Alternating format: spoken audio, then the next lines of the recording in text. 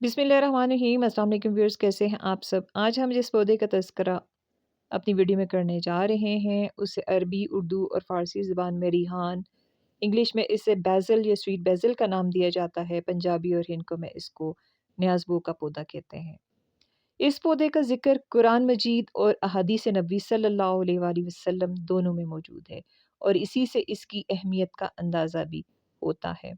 कुरान मजीद में इसका ज़िक्र सूरह रहमान में भी आया है और सूरह वाक़िया में भी आया है। आप देख सकते हैं सूरह रहमान की आयत नंबर 12 रिहान इसी खुशबूदार पौधे के मुतल्लिक है। हज़ूर सल्लल्लाहु अलैहि वसल्लम इसको बहुत पसंद फ़रमाया करते थे। तिरमिज़ी की एक रिवायत के मुताबिक आप सल्लल्लाहु अलैहि वसल्लम ने इरशाद फ़रमाया, जब तुम में से किसी को रिहान दिया जाए तो लेने से इनकार न करो, क्योंकि ये पौधा जन्नत से आया है। इसके अलावा बुखारी और मुस्लिम की एक और हदीस के मुताबिक नबी करीम सल्लल्लाहु अलैहि वसल्लम ने फरमाया कि जब किसी को रिहान पेश किया जाए तो वो उसे लेने से इनकार न करे, क्योंकि ये अपनी खुशबू में नायत उम्दा और वज़न में हल्का होता है। रिहान एक खुशबूदार पौधा है। इसका ताल्लुक पुदीने के ख़ानदान से है। इसके पत्ते खुशबूदार सब्ज़ या सुर्खी माइल होते हैं और ये छोटे होते हैं। इनका किनारा साफ़ होता है। इसके फूल स्याही माइल सुर्ख होते हैं। ये फूल नहायत खुशबूदार होते हैं, बल्कि पौधे के तमाम हिस्से जो हैं वो खुशबू से भरपूर होते हैं।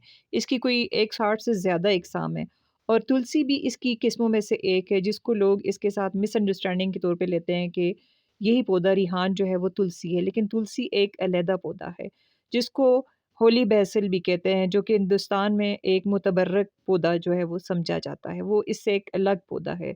उसकी अपनी जगह अफ़ादियत है और इसकी अपनी जगह अफ़ादियत है। इसको मुख्तलिफ़ तरीक़ों से इस्तेमाल किया जाता है। इसके पत्तों को भी इस्तेमाल किया जा सकता है, जिसका आप जोशांदा बना सकते हैं या इसका कहवा बना सकते हैं। और इसके जो बीज होते हैं, इसके अंदर काले रंग के छोटे-छोटे बीज होते हैं। अभी मैं आपको दिखाती हूँ। ये इसके जब फूल जो होते हैं वो सूख जाते हैं, तो आपको इनको इस तरीके से उतारें तो इसके अंदर ये देखें छोटे-छोटे बीज आपको नज़र आ रहे होंगे। ये छोटे-छोटे बीज जो हैं इसके अंदर होते हैं। ये भी आप इस्तेमाल कर सकते हैं। इसकी तासीर सर्द और खुश्क होती है। इसको खानों में जायके के लिए इस्तेमाल किया जाता है, क्योंकि इसकी बहुत मज़े की खुशबू होती है और घर में भी इसकी खुशबू जो है आपके पूरे घर में फैली होगी, जहाँ कहीं भी ये पौधा होगा। और इसको फ़ालूदे में इस्तेमाल किया जा सकता है। इसके अलावा इसकी तिब्बी तौर पर भी बहुत ज़्यादा अहमियत है, क्योंकि इसको मुख्तलिफ़ किस्म की हेल्थ के इश्यूज़ के लिए आप इस्तेमाल कर सकते हैं। वो मैं आपको बताती हूँ कि किस तरीके से आप इस्तेमाल कर सकते हैं।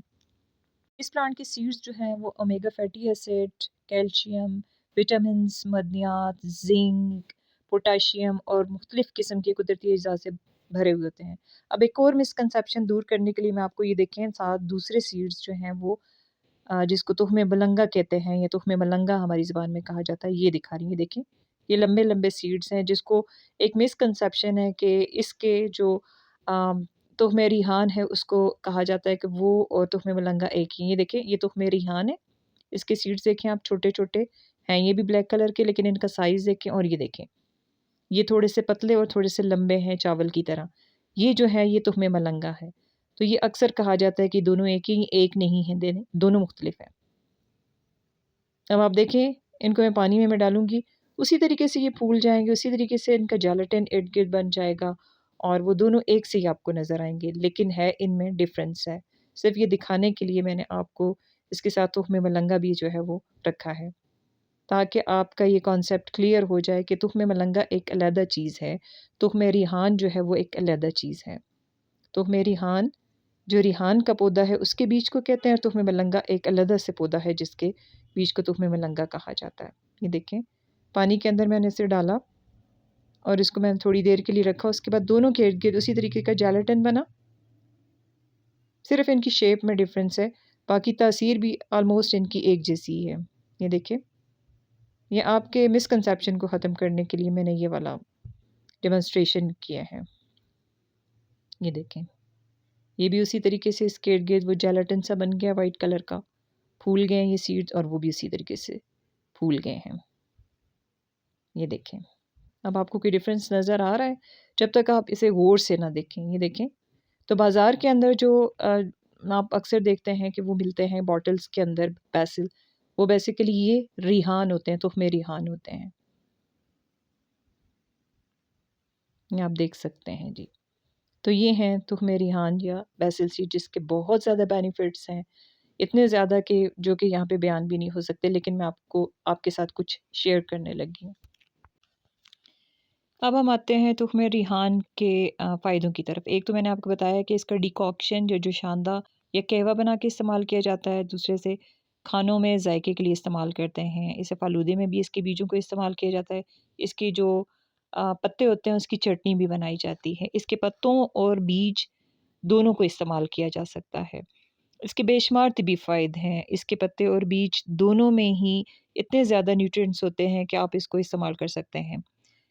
یہ ہماری ہڈیوں کو مضبوط بناتے ہیں کیونکہ اس میں کیلشیم بہت زیادہ موجود ہے، ہاضمے کے عمل کو درست کرتا ہے، اس سے ہمارا ہاضمہ بالکل ٹھیک ہو جاتا ہے کیونکہ یہ معدے کی تیزابیت اور معدے کی گرمی کو ختم کرتا ہے، پیاس کی شدت کے لیے یہ بہترین ہے، نزلہ زکام اور کھانسی میں آرام دیتا ہے، دل کی بیماریوں میں یہ بہت زیادہ فائدہ مند ہے کیونکہ یہ ہمارے کولیسٹرول لیول کو جو ہے وہ کنٹرول کرتا ہے، پیچش اور اسہال میں بھی یہ بہت مفید ہے، خواتین اور مردوں دونوں کے پوشیدہ امراض کے لیے یہ بہت زیادہ مفید ہے، جیسے خواتین میں لیکوریا کا مرض ہوتا ہے اس کے لیے آپ استعمال کر سکتے ہیں، اسی طریقے سے مردوں میں جو مسائل ہوتے ہیں جریان اور اس طرح کے مختلف مسائل اس کے لیے استعمال کیا جا سکتا ہے۔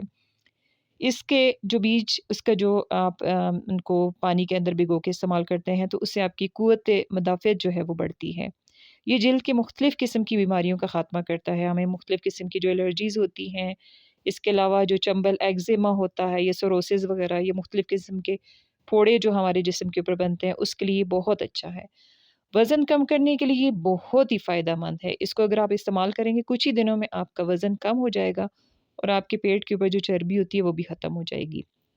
بلڈ شوگر کو یہ کنٹرول کرتا ہے، ہائی بلڈ پریشر میں یہ بہت ہی فائدہ مند ہے اور بلڈ پریشر اس سے کنٹرول ہوتا ہے، ہماری بالوں کے لیے بہت اچھا ہے، خون کو یہ جمنے نہیں دیتا ہے، اسی طریقے سے یہ ڈپریشن اور انزائٹی کے لیے بہت اچھا ہے، رات کو سونے سے پہلے اگر آپ اس کو استعمال کریں گے تو اس سے آپ کا ڈپریشن جو ہے وہ ختم ہو جائے گا، کینسر سے بچاتا بھی ہے، اور کینسر کے بعد جو کیمو تھراپی اور جو علاج جس کے ہوتے ہیں جس کی وجہ سے جسم کے اندر گرمی پیدا ہو جاتی ہے اس کے لیے یہ بھی بہت مفید ہے اور یہ ٹھنڈک پہنچاتا ہے، اس کی مدد سے آپ کے منہ کا جو انفیکشن ہوتا ہے اس کا بھی آپ کو اس سے فائدہ ہوتا ہے، اور آپ کے منہ کے اندر جو چھالے بنتے ہیں یا جو گرمائش کی معدے کی گرمائش کی وجہ سے وہ بھی ختم ہو جاتے ہیں۔